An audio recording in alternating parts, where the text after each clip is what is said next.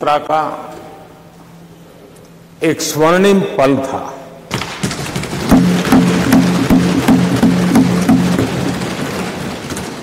और उस स्वर्णिम पल के हकदार इस सदन के सभी सदस्य हैं,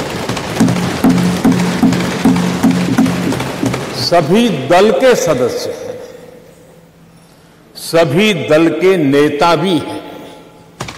सदन में हो या वह सदन के बाहर हो, वे भी उतने ही हकदार है। और इसलिए मैं आज आपके माध्यम से इस बहुत महत्वपूर्ण निर्णय में और देश की मातृशक्ति में एक नई ऊर्जा भरने में ये कल का निर्णय और आज राज्यसभा के बाद जब हम अंतिम पड़ाव भी पूरा कर लेंगे, देश की मातृशक्ति का जो मिजाज बदलेगा, जो विश्वास पैदा होगा, वो देश को नई ऊंचाइयों पर ले जाने वाली एक अकल्पनीय अप्रतिम शक्ति के रूप में उभरेगा। ये मैं अनुभव करता हूं। और इस पवित्र कार्य को करने के लिए आप सबने जो योगदान दिया है, समर्थन दिया है, सार्थक चर्चा की है, सदन के नेता के रूप में मैं आज आप सबका पूरे दिल से, सच्चे दिल से आदरपूर्वक अभिनंदन करने के लिए खड़ा हुआ हूं, धन्यवाद करने के लिए खड़ा हूं। नमस्कार। अब एक मिनट, सभी दलों के नेताओं ने कल समर्थन किया है। माननीय प्रधानमंत्री जी ने सबका आभार व्यक्त कर दिया। और सदन के नेता जब आभार कर दे तो पूरा सदन का आभार होता है। माननीय सदस्यगण, इसके बाद माननीय सदस्यगण, 21 सितंबर का दिन अंतर्राष्ट्रीय शांति दिवस के रूप में मनाया जाता है। सभी राष्ट्रों और लोगों के बीच शांति के आदर्शों को स्मरण और उन्हें सुदृढ़ बनाने के लिए इस वर्ष का अंतर्राष्ट्रीय शांति दिवस का विषय शांति के लिए कार्य # वैश्विक लक्ष्यों के लिए हमारी आकांक्षा। भारत विश्व शांति को प्रोत्साहित देने के लिए सदैव विभिन्न देशों के बीच सहयोग को बढ़ावा देने, परस्पर संवाद के माध्यम से आपसी टकराव का समाधान करने और वैश्विक एवं क्षेत्रीय शांति अहिंसा के आदर्शों को संरक्षित एवं संवर्धित करने के लिए प्रतिबद्ध रहा है। हमारी संस्कृति सदियों से अहिंसा की रही है। आइए हम इस अंतर्राष्ट्रीय शांति दिवस पर एक ऐसे विश्व के निर्माण के लिए संवाद, संवेदनशीलता, सहिष्णुता और सहयोग की भावना से काम करें, ताकि हम एक शांतिपूर्ण विश्व का सपना साकार कर सकें।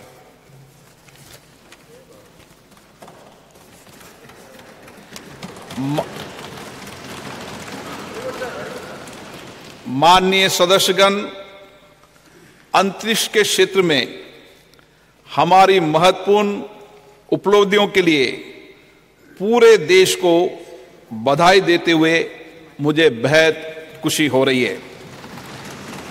इन उपलब्धियों से प्रत्येक भारतीय गौरवान्वित हुआ है और वैश्विक स्तर पर हमारे देश का कद बढ़ा है। 23 अगस्त 2023 को चंद्रमा के दक्षिणी ध्रुव के पास उतरने वाला पहला देश बनकर हमने एक ऐतिहासिक उपलब्धि हासिल की है। चंद्रयान 3 की मिशन की सफलता हमारे वैज्ञानिकों के अथक प्रतिबद्धता का प्रमाण है, जो निरंतर ब्रह्मांड के सुदूर क्षेत्रों तक पहुंचने का प्रयास करते आए हैं। इस सदन के माध्यम से मैं इस अभूतपूर्व उपलब्धि के लिए इसरो के सभी वैज्ञानिकों और इंजीनियरों और भारत के लोगों को बधाई देता हूं। भारत विश्व कल्याण के लिए अपनी सफलताओं और उपलब्धियों को दूसरों के साथ साझा करने में विश्वास रखता है। इसलिए हमने चंद्रयान 3 की सफलता को विश्व के वैज्ञानिक समुदाय और पूरी मानवता को समर्पित किया है। हमारे प्रज्ञान रोवर ने हमें चंद्रमा पर sulphur, oxygen, aluminium, calcium, iron जैसे तत्वों की मौजूदगी सहित अन्य अमूल्य जानकारी भेजी है, जिससे अंतरिक्ष के बारे में मानव ज्ञान में वृद्धि होगी और भावी अभूतपूर्व खोजों का मार्ग प्रशस्त होगा। 23 अगस्त को राष्ट्रीय अंतरिक्ष दिवस के रूप में मनाना उचित होगा। एक ऐसा दिन होगा जो हमारी भावी पीढ़ियों को जीवन में उच्च महत्वाकांक्षाएं रखने और उन्हें साकार करने के लिए कड़ी मेहनत के लिए प्रेरित करता रहेगा।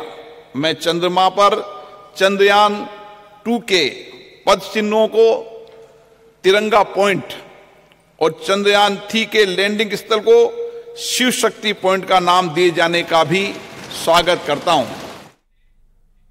तो ऑनरेबल स्पीकर को आप सुन रहे थे। इससे पहले प्रधानमंत्री नरेंद्र मोदी ने सभी सांसदों का शुक्रिया भी अदा किया है। तो कल लोकसभा से महिला आरक्षण बिल पास होने के बाद अब से थोड़ी देर में इसे राज्यसभा में पेश किया जाएगा। हर तस्वीर आपको दिखाएंगे क्योंकि आज सत्ता पक्ष और विपक्ष के नेता इस पर अपनी राय रखेंगे।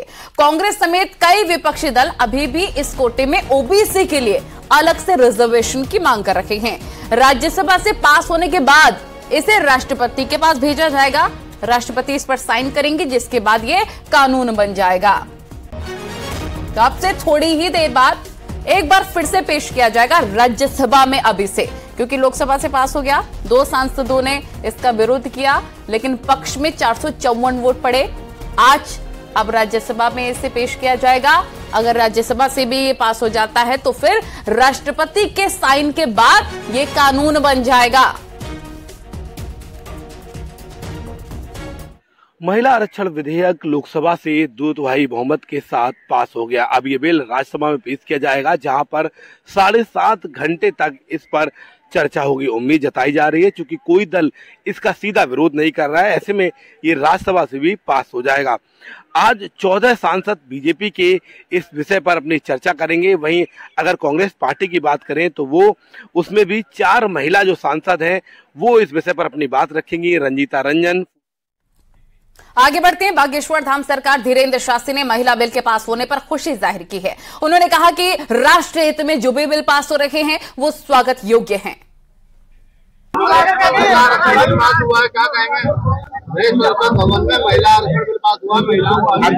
यत्र नार्यस्तु पूज्यन्ते रमन्ते तत्र देवता। हमारे शास्त्र, अध्यात्म शास्त्र भी नारियों की पूजा की प्रधानता कहते हैं और यह कार्य अनुकरणीय है। राष्ट्र हित में जो भी बिल पास हो रहे हैं वो सभी स्वागत योग्य हैं।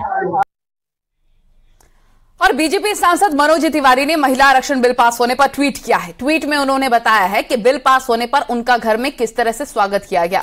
मुझे गर्व है कि आप मोदी जी के सिपाही हैं। ऐसा कहते हुए मेरी पत्नी ने तो मुझे सरप्राइज ही कर दिया। नारी शक्ति वंदन बिल पास करने के बाद घर में घुसा तो स्वागत यूं हुआ। ये तो कमाल हो गया। ये उनकी तरफ से कहा गया है। आप नरेंद्र मोदी जी के एक सिपाही।